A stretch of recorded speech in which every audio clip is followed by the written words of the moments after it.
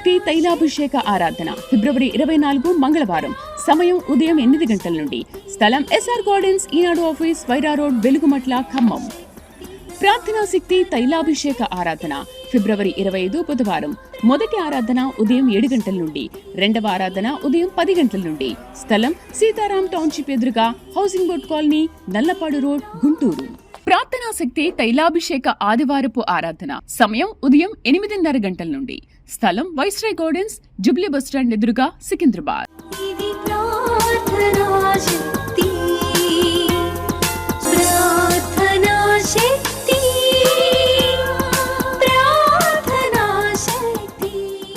పాలకులు పరిసర ప్రాంత ప్రజలకు ముఖ్య గమనిక.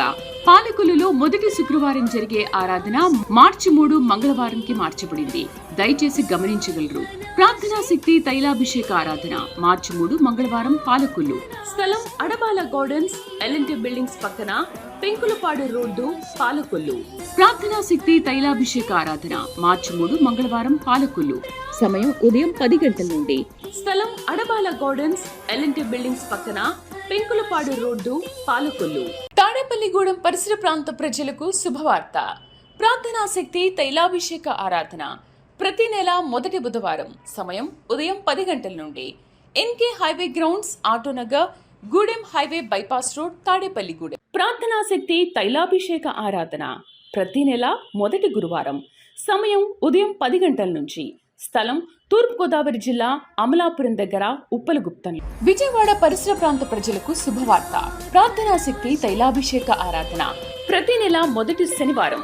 సమయం ఉదయం 8 గంటల నుండి. స్థలం బొబ్బూరి గ్రౌండ్స్, భవానీపురం, పున్నమి ఘాట్, విజయవాడ. యేసయ్య నామములో మీకు వందనాలు తెలియపరుస్తూ ఉన్నాను. ప్రియులారా, ఈ దినం కొరకు దేవుడు సిద్ధపరిచిన గొప్ప వాగ్దానాన్ని మనం స్వాధీనపరచుకుందాం. పరిశుద్ధ గ్రంథంలో నుండి యెషయా గ్రంథము 29వ అధ్యాయము 22వ వచనం ద్వారా ప్రభు మిమ్మల్ని దర్శిస్తూ ఉన్నారు. యెషయా గ్రంథము 29వ అధ్యాయము 22వ వచనం. 22వ వచనంలో 4వ లైన్ 5వ లైన్ అండర్లైన్ చేసుకోండి. ఇక మీదట యాకోబు సిగ్గుపడడు, ఇక మీదట అతని ముఖము తెల్లబారదు. బలమైన మాట.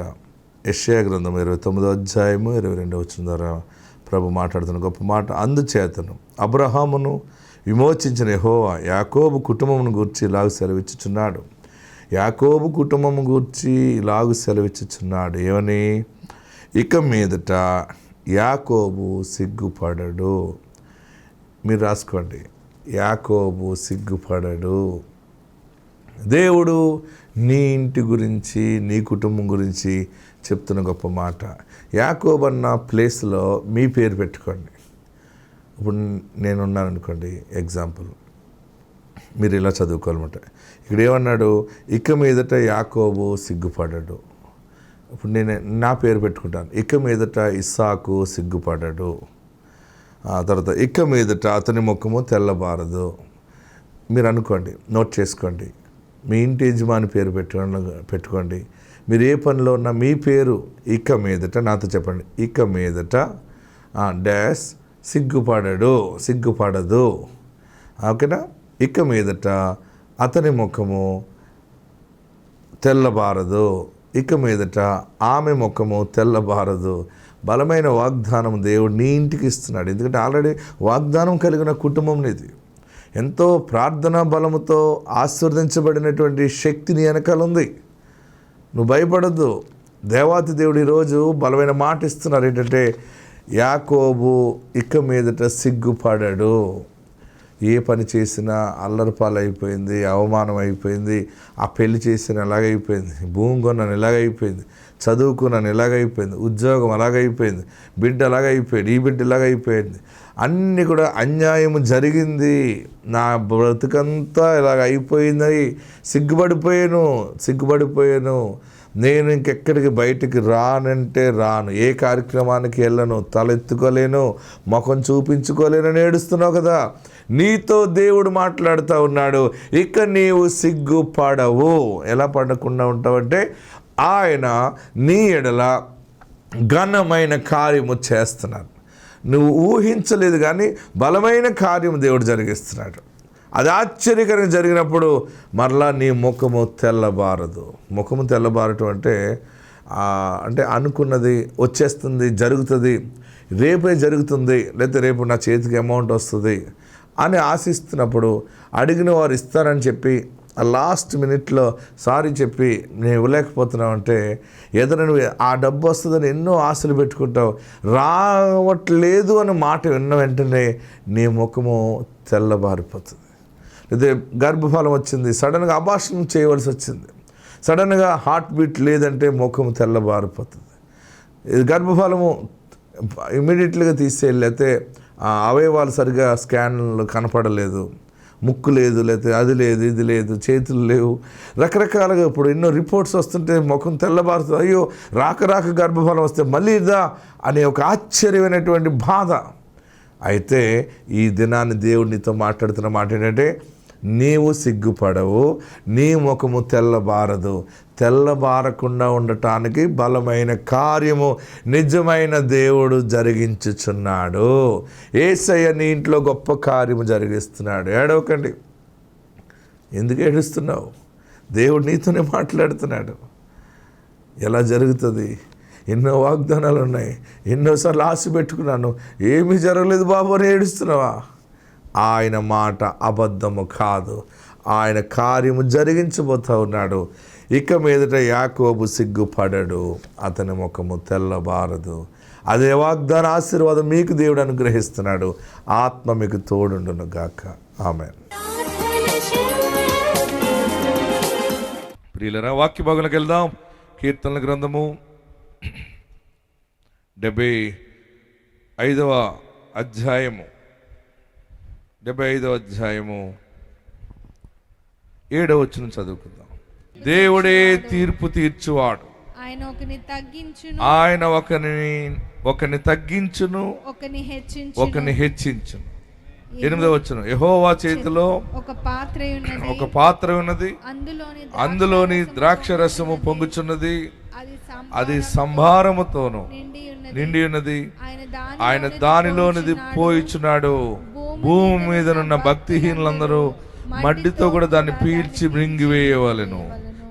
9వ వచనం, నేనైతే నిత్యము ఆయన స్తుతిని ప్రచురము చేయుదును, యాకోబు దేవుణ్ణి నేను నిత్యము కీర్తించెదను. దేవునికి మహిమ కలుగును గాక. చూడండి ప్రియులరా, చాలా అద్భుతమైనటువంటి మాట. 10వ వచనం కూడా చూడండి. భక్తిహీనుల కొమ్ములన్నిటినీ నేను విరగొట్టెదను, నీతిమంతుల కొమ్ములు హెచ్చింపబడును. ఈరోజు దేవుడు మనకిచ్చే మూలవాక్యము 75వ అధ్యాయము 7వ వచనం.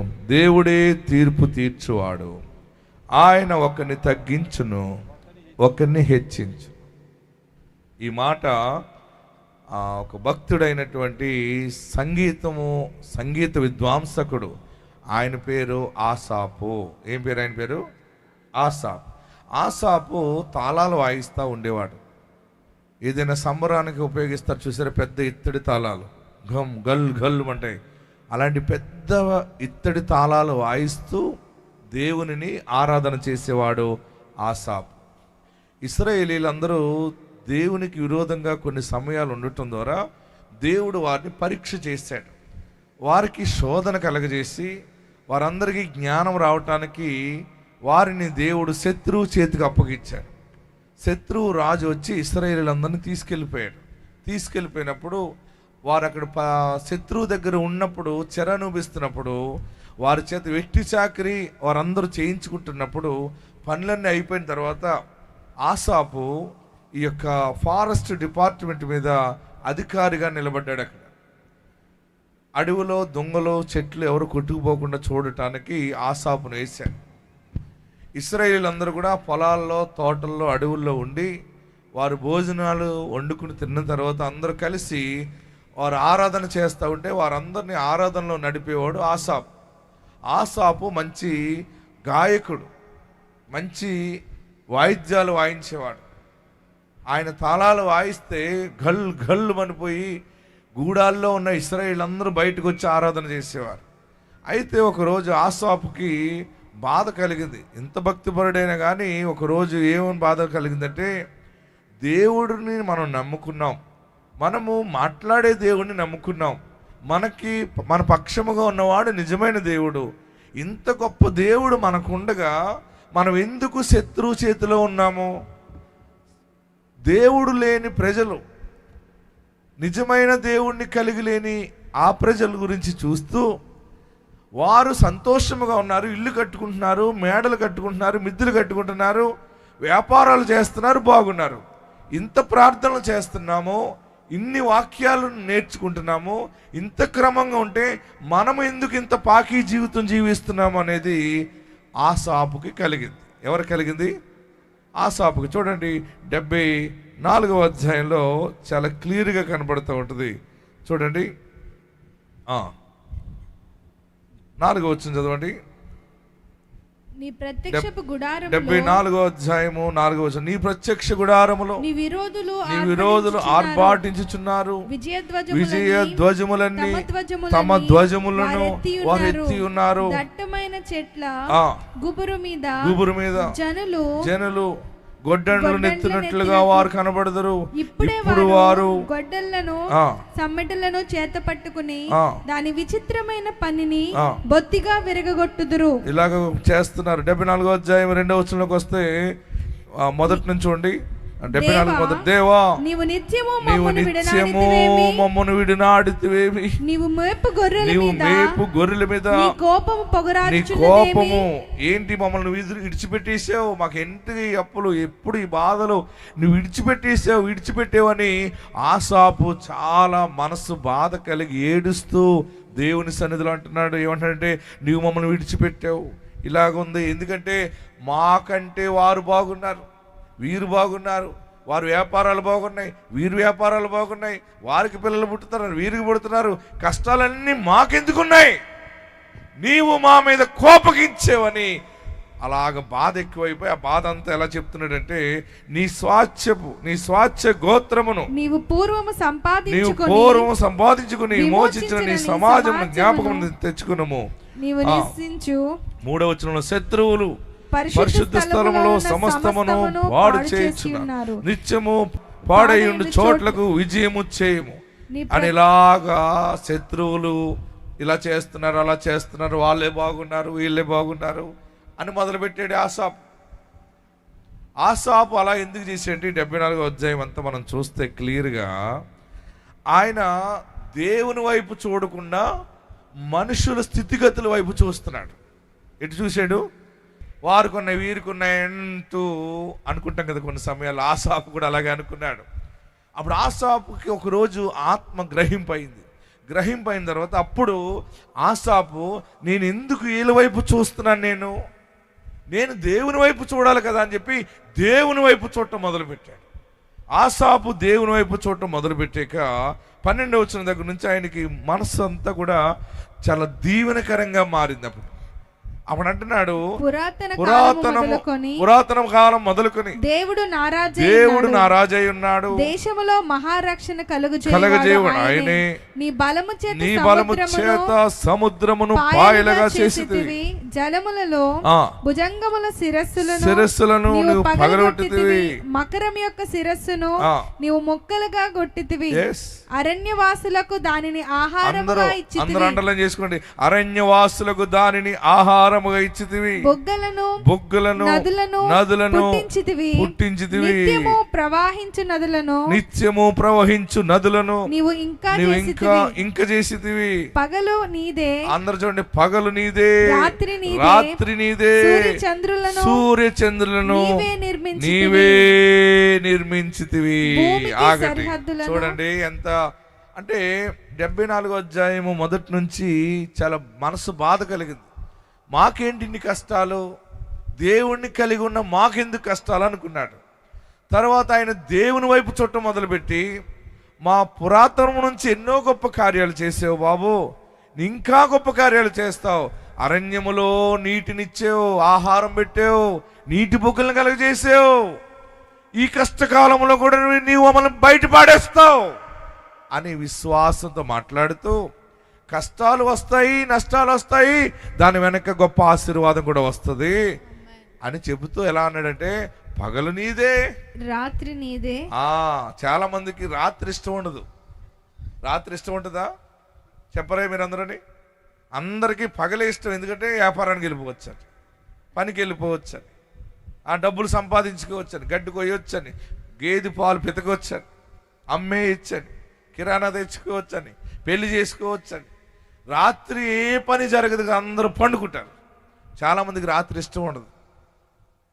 కానీ నీకు ఇష్టం లేదనే సంగతి దేవుడికి నువ్వు చెప్పినా, రాత్రే పగలే. ఆ రాత్రిని కూడా నువ్వు స్వీకరించాలి, పగల్ని స్వీకరించాలి. పగలు ఎంత ఉపయోగపడుతుందో ఉపయోగం లేని రాత్రిని కూడా మనం స్వీకరించాలి. ఆసాపు అంటున్నాడు, దీవెన తీసుకోవాలి, శోధన తీసుకోవాలి. పగలు నీదే, రాత్రి నీదే. సూర్య చంద్రులను నీవే నిర్మించి. డబ్బులు ఐశ్వర్యం వచ్చేది, ఒకరోజు ఆనందం ఉంటుంది. డబ్బులు రాని సమయంలో వేరే చోటకు అప్పుకి వెళ్ళినప్పుడు కూడా అప్పుడు కూడా నువ్వు దేవుని యందు సమాధానంగానే ఉండాలి. ఆరోగ్యమందు స్తుతించడమే కాదు, బలహీనతలో కూడా. ఎందుకంటే ఆయన నిన్ను సిగ్గుపడనీయడు. కొంచెం శ్రమ పెడతాడేమో, కొన్ని శోధనలకి గురి ఎందుకు అవుతామంటే ఆయనకు మనం దూరం అయిపోతుంటాం. ఇవన్నీ తెలుసుకున్న ఆసాపు ఈ 75వ అధ్యాయంలోకి వచ్చినప్పుడు అన్నాడు, ఏంటి బోడి అలబాగోటం ఎలబాగోటం, దేవుడే తీర్పు తీర్చువాడు. ఆయన ఒకరిని హెచ్చించును, ఒకరిని తగ్గించును. ఈరోజు శుభవార్త ఏంటంటే మీ అందరికీ, మీరు హెచ్చింపబడే దినము ఈరోజు. మీరు హెచ్చింపబడే దినం ఈరోజు. నమ్మిన వారందరూ చేతులు పైకెత్తి చప్పట్లు కొట్టండి. ఈ సంవత్సరం అందరూ హెచ్చింపబడతారు. నేను మీతో ఉంటాను ప్రార్థించడానికి. దీవించే దేవుడు మీ ఇంటి ముందు ఉంటాడు. భయపడకండి. తీర్పులోకి వచ్చే మనం. నీ దుఃఖము దేవుని సన్నిధికి వెళ్ళేది, నీ కన్నీళ్ళు, నీ ప్రార్థన దేవుని సముఖానికి వెళ్ళిపోయింది. కనుక దేవుడు కృపా ద్వారము తెరిచాడు. ఆయన నిన్ను హెచ్చిస్తాడు. నీ కుటుంబంలో, నీ సమాజంలో, మీ బంధువుల మధ్య. ఎందుకంటే నీ యథార్థతను ఆయన చూసి ఉన్నాడు, నీ మంచి మనస్సాక్షిని చూసి ఉన్నాడు. నేను ఇంత యథార్థంగా ఉంటే నాకు ఎన్ని కష్టాలైనా ఏడ్చావు కదా, నీతో దేవుడు మాట్లాడుతున్నాడు. ఆయన నిన్ను హెచ్చించును. ఆమేన్. అందుకనే పైన ఒక మాట అంటాడు, 6వ వచనం, తూర్పు నుండి అయినను, పడమటి నుండి అయినను, అరణ్యము నుండి అయినను హెచ్చు కలగదు. దేవుడే తీర్పు తీర్చువాడు. మనం అందరం బాగోవాలని తూర్పు నుంచి వస్తుందేమో అని ఈశాన్యం పెద్దగా చేసుకుంటాం, దిశలు పెట్టుకుంటాం. అక్కడ ఏదైనా ఉంటే తీసి అటు ఖాళీ పెడతాం, ఇటు ఇంకోటి పెడతాం, ఇటు బరువు అయిపోతుంది అంటాం. ఇంత వాస్తు బాగున్నా కూడా ఏంటి? అందుకని ఆసాపు అన్నాడు, ఆ ప్రజలతో చెప్పాడు, ఆశీర్వాదము, ఎదుగుదల, ఆస్తికర్త అవటం, బాగుపడటం. ఏమన్నాడు? తూర్పు నుండి అయినను, పడమటి నుండి అయినను, అరణ్యము నుండి అయినను హెచ్చు కలగదు. దేవుడే తీర్పు తీర్చును. ఆయన ఒకరిని తగ్గించును. నీకు ఏది కావాలని అడిగేవో, ఏ శ్రమలో కుమిలిపోయావో, నా పక్షంగా ఎవరు లేరని ఏడ్చావు కదా, నీ పక్షంగా ఒకడున్నాడు. ఆయన దైవ కుమారుడు, ఆయన దైవ సంభూతుడు, ఆయన సృష్టికర్త, ఆయన యేసు నీ పక్షముగా ఉన్నాడు. నీ పక్షముగా ఉన్నాడు. మీరందరూ ఇప్పుడు నాకు భయం ఏంటంటే, మీరందరూ కార్లు వేసుకుని రాబోతున్నారు, సొంత కార్లు వేసుకుని రాస్తారు. మీరందరూ కూడా మీ కుటుంబాలతో, బంగారాలతో వస్తారు. మీరందరూ వేసుకొచ్చే కార్లు పెట్టుకోవడానికి కూడా స్థలం చూడాలి ఇప్పుడు నేను. ఎందుకంటే ఈ సంవత్సరం అయిపోతుంది, డోర్ ఓపెన్ అయింది, అప్పులు పోతాయి, మీ దగ్గరే డబ్బు ఉంటుంది, మీరే అనేక మందికి ధర్మమూర్తులుగా ఉంటారు. ఎందుకంటే ఇంతవరకు నీవు తగ్గింపులో ఉన్నావు, నిన్ను తగ్గించాడు. ఇప్పుడు నీ టైం వచ్చింది, నీవు పగలలోకి రాబోతున్నావు. ఈ సంవత్సరము దేవుడు నిన్ను హెచ్చిస్తున్నాడు. దిక్కులేని నీ కుటుంబాన్ని, నీ బిడ్డల్ని ఆయన హెచ్చిస్తున్నాడు. హెచ్చించువాడు ఆయనే. గట్టిగా హల్లెలూయా చెప్పండి, ఇంకా గట్టిగా హల్లెలూయా చెప్పండి, ఇంకా గట్టిగా హల్లెలూయా చెప్పండి. హెచ్చించువాడు ఆయనే. నా బిడ్డకి ఏదైనా దారి చూపని అడిగేవేమో, ఎవరినైనా ఉద్యోగం అడిగేవేమో, ఏదైనా వ్యాపారం పెట్టుకుంటాం స్థలం అడిగేవేమో, లేదా ఇల్లు అడిగేవేమో, అందరూ తృణీకరించారని ఏడుస్తున్నావేమో. నీ కష్టాన్ని ప్రభు చూశారు, ఆయన తీర్పు తీర్చారు. ఈ సేవకుడి ద్వారా ప్రకటిస్తున్నాడు, నీ వాటా నీకు వస్తుంది. ఆయన నిన్ను హెచ్చిస్తున్నాడు. పేతురు పత్రికలో ఒక మంచి మాట చూడండి. పేతురు రాసిన మొదటి పత్రిక 5వ అధ్యాయం 6వ వచనం. 1 Peter chapter 5:6. తొందర చదవండి. ఇటు పత్రికల్లోకి వెళ్ళండి, సువార్తల తర్వాత రండి, చదవండి తొందరగా.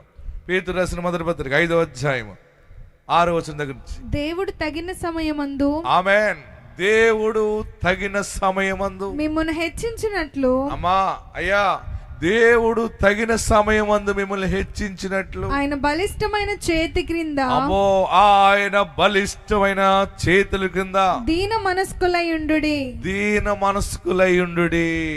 ఏమన్నాడు? అందరు చదవాలి ఈ మాట. పేతురు రాసిన మొదటి పత్రిక 5వ అధ్యాయము 6వ వచనం.